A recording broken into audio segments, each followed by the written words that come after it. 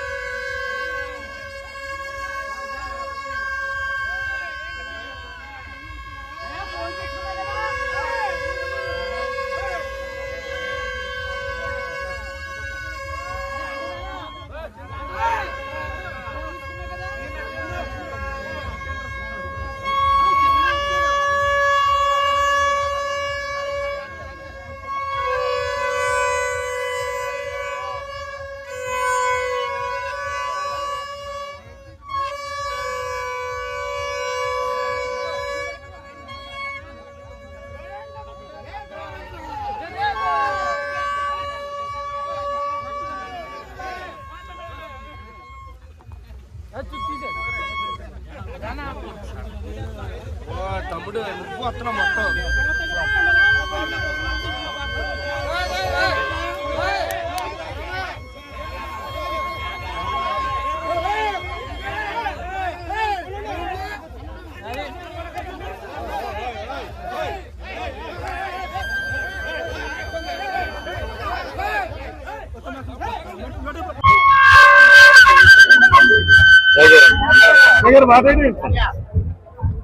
ప్రజాసేవలో మమేకమైన నాకు ఈ రోజున 80వ జన్మదినోత్సవం సందర్భంగా శుభాకాంక్షలు చెబుతున్న తెలుగుదేశం పార్టీ మిత్రపక్షాలు అదేవిధంగా సంవత్సరాలుగా అభిమానంతో నన్ను నడిపిస్తున్న పేద బడుగు బలహీన వర్గాలందరికీ నాకు ధన్యవాదాలు. నిజాయితీగా రాజకీయాలు చేయడమే కాదు, అభివృద్ధి సంక్షేమాన్ని రెండు కళ్ళగా చూసుకోవడమే కాదు, ఒక దృక్పథంతో రాజమండ్రి నగర రూపురేఖలు మార్చడం నా ప్రమేయం ఏంటో ప్రజలకు తెలిసేలాగా చేయడం. సొంత ప్రయోజనాల కంటే బహుళ ప్రయోజనాలు ముఖ్యం, పేదల సంక్షేమం ముఖ్యం, పేద వర్గాలకు అండగా ఉండాలి, బాధితులకు అండగా ఉండాలనే లక్ష్యంలో 43 సంవత్సరాల చరిత్రలో ఒక అధ్యాయం ఇవాళ 80వ జన్మదినోత్సవం సందర్భంగా అప్డేట్ అవ్వాలి, సమస్యలు అర్థం చేసుకోవాలి, ఏ విధంగా ప్రణాళిక చేస్తే ముందుకెళ్ళగలమో ఆలోచన చేయాలి. ప్రతి ఒక్కరిని పేరు పెట్టి పిలవగల శక్తి సమర్థం నాకు సమకూరుతుంది. ఆ అభిమానం నన్ను 7 సార్లు కనిపిస్తుంది. అందుకని ఈ రోజున మరలా ప్రజల మధ్యకి వచ్చి శుభాకాంక్షలు సార్. Thank you. లోపలికి వెళ్దాం. నమస్తే.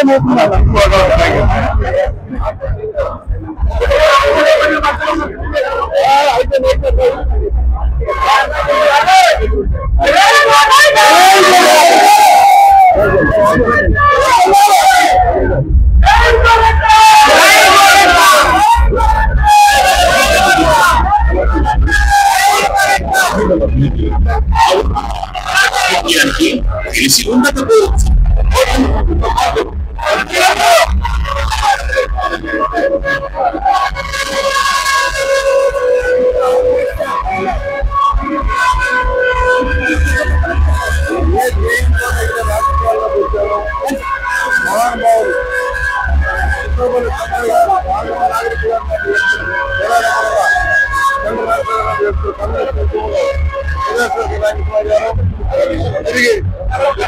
పౌరసాల నిర్వహణ కోసం ఎన్టీ రామారావు గారు తెలుగుదేశం పార్టీ స్థాపించారు. ఆనాటి నుంచి నేటి వరకు కూడా సిద్ధాంతబద్ధంగా లక్ష్యం సంక్షేమం, లక్ష్యం అభివృద్ధి, మంచి రాజకీయాలు, కుటుంబ కుటుంబాలు, గ్రూప్ రాజకీయాలు లేవు. నాకు గ్రూపులు ఉండవు. గ్రూప్ రాజకీయాలు చేయడం చేతనంత వరకు మేలు చేయడానికి ప్రయత్నం చేస్తాం. అందుకని ఈరోజు కార్యక్రమం ముఖ్యమంత్రి గారు సహాయం చేస్తా ఉన్నాం. మా సొంతగా ఎంత ఉద్దేశానికి ఆర్థిక సాయం చేస్తున్నాం. ఇవాళ 300 మందికి ఆహారం అందించడం కానీ, గట్టుల పాలు ఇవ్వడమే కాదు, పళ్ళు ఇవ్వడం కానీ, సర్వాలు ఇవ్వడం కానీ చేస్తా ఉన్నాం. ఒక 60 మంది నిరుపేద కార్యకర్తలు ఎవరికి ఉన్నారు వాళ్ళకి 3 లక్షల రూపాయలు వాళ్ళు సహాయం చేస్తా ఉన్నాను. అదేవిధంగా ముఖ్యమంత్రి సాయం చెప్పులు కూడా పంపిణీ చేస్తున్నాం. రూపాయి ఖర్చు లేకుండా వాళ్ళు ఆదుకోవడం, ఎవరైతే ఖచ్చితంగా పేదలో వాళ్ళని గమనించుకుంటూ ముందుకు సాగటం, ఊరు కల్పించడం లక్ష్యంగా కార్యకర్తల సంక్షేమ దృష్టిగా నేను పనిచేస్తూ ఉన్నాను. దానికోసం నన్ను ఎవరేమనుకున్నా నాకు అనవసరం. కొంతమందికి ఉపాధి కల్పిస్తున్నానా లేదా, కొంతమందికి అవకాశం కల్పిస్తున్నా లేదా, వారి కుటుంబాలు మెరుగుపడుతున్నాయి నా ధ్యేయంగా నేను పనిచేస్తూ ఉన్నాను. ఇవాళ అందరూ కలిసి మొన్న 64,000 మెజార్టీ పైసలకు ఇచ్చారు. దేనికి ఇచ్చారు? 3సారి గెలిపించారు. రూరల్లో అర్బన్లో 4 సార్లు గెలిపించారు. ఇది చాలు చరిత్ర. ఇది చరిత్రను ఎవరు మార్చలేరు. గోదావరి జిల్లాలో, కోస్తా జిల్లాలో ఎవరు మార్చలేరు. ఇది ఒక చరిత్ర. 7 సార్లు ఎమ్మెల్యేగా ఎన్నికలు. పదవి ఏమిటనేది కాదు, ఎమ్మెల్యేగా ఉన్నారా, మంత్రిగా ఉన్నారా, ఏదైనా సభ్యుడిగా ఉన్నారా లేదని కాదు, ఉన్న దాంట్లో ఏ విధంగా సేవ చేయగలం అవగాహన, నగరం మీద, రాష్ట్రం మీద, జిల్లా మీద పూర్తి అవగాహన పట్టుకోవడానికి ముందుకు సాగుతున్నాం. దానికి అందరి సహకారం, కులాలకి మతాలకు అతీతం లేదు. అందరి సహకారం. ఎక్కడో పుట్టిన బిడ్డని ఈ రోజు ఆశీర్వదించి సామాన్యం ఇచ్చారంటే నేను అనుకోనున్నా. నా రుణాన్ని సేవ ద్వారా తీర్చుకుంటానికి సౌకర్యంగా మనం చేస్తాం. ముందుగా అందరికీ నమస్కారం. ఇవాళ మన ప్రియతమ నాయకులు గోరంట్ల బుచ్చిచౌదరి గారి 80వ పుట్టినరోజు సందర్భంగా వేలాదిగా వందలాదిగా మన రాజమండ్రి రూరల్లో ఒక ఉత్సవంలా జరుపుకుంటున్నాం. ఇవాళ ఇక్కడ చెరుకురి ఫంక్షన్ హాల్లో కార్యకర్తల అభిమానుల నడుమ కోలాహలంగా ఇవాళ మా గోరంట్ల బుచ్చిచౌదరి గారి బర్త్డే జరుగుతూ ఉంది. ఈ బర్త్డే ప్రత్యేకత ఏంటంటే ఈ 80వ పుట్టినరోజు. మా గోరంట్ల బుచ్చిచౌదరి గారు అందరికీ వయసు పెరిగితే స్లో అవుతారేమో కానీ మా పెద్దనాన్న మాత్రం ఇంకా సేమ్ కుర్రాళ్ళలాగే ఇంకా నియోజకవర్గాలను అభివృద్ధి చేయాలి, ఇంకా రాజకీయంగా కొంతవరకు ఆయన హెల్ప్ చేయగలరు. శాసనసభలు అయితేనేమి, బయట అయితేనేమి ఆయన చాలా మంది బడుగు బలహీన వర్గాలు, అదేవిధంగా ఎవరైతే ఇబ్బందులు ఉన్నారో వారి గురించి ప్రభుత్వాన్ని ప్రశ్నించి మరి వాళ్ళందరికీ ఉపయోగపడేలా పనులు కార్యక్రమాలు చేపట్టారు.